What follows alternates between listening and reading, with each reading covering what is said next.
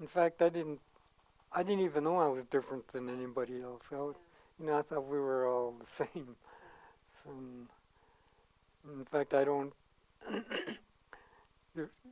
even know what Japanese was. I didn't know what the meaning of that was. And so when I saw these other kids, to me they seemed like kids back home. I mean, it was just there's nothing. I mean, it was, and I don't know how the other kids felt towards me though. Uh, but just from my standpoint, we all seemed the same. But later on, when I got out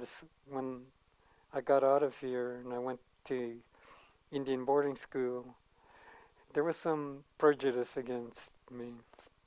Not not real bad, but there was some prejudice.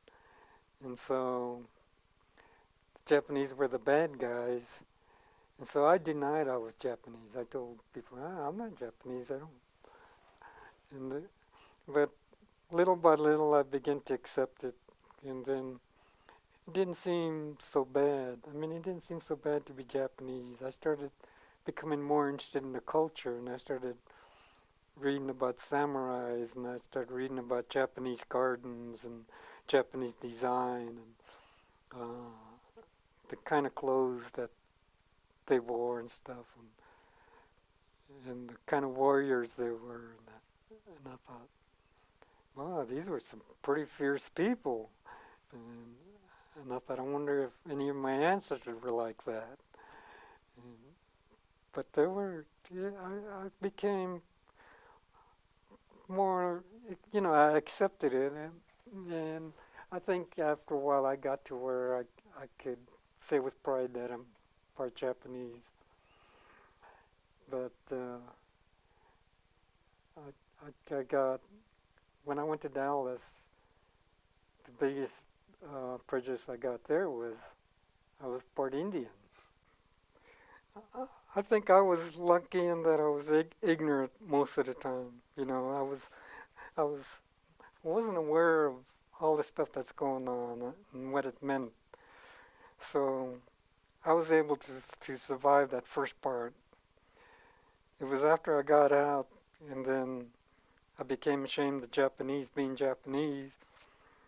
Um, that was the rough part for me, and I was wishing that I could have been born something else, not Japanese. Why couldn't I just been full-blooded Indian instead of Japanese? 'Cause all those Indians I grew up with, they look like Indians, and I didn't look like them, and so I felt kind of ashamed of that. But then, as I became more aware of that heritage, just talking to my grandfather and my people of that generation, I became more open to being Japanese.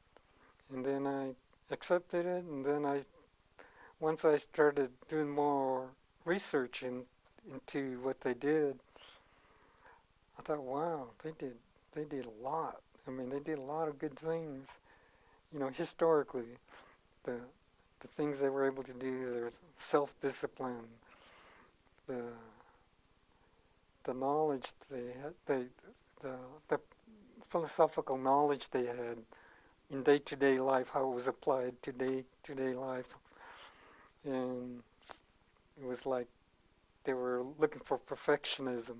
But I, I, I still like history. I still like uh, Japan. I always hope that someday I can go to see my grandfather's where he lived in the country he was in, and just go there and uh, see if I could have, if if I could have lived there, fit in if I was allowed to go back when I was when a little kid and grew up there.